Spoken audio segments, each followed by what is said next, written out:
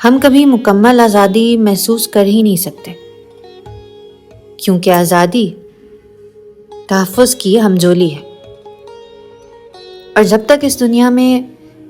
اتنی سی بھی برائی ہوگی نا، تحفظ ہمیشہ خطرے میں رہے گا،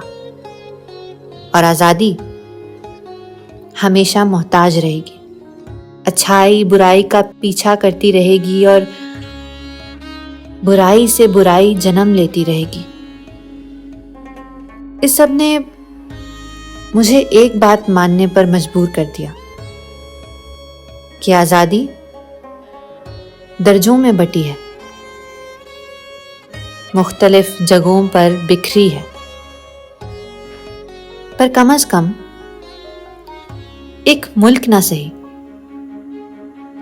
ایک مقام ضرور ہوگا جہاں ہم سب کچھ پل کے لیے ہی سہی آزاد ضرور ہوں گے۔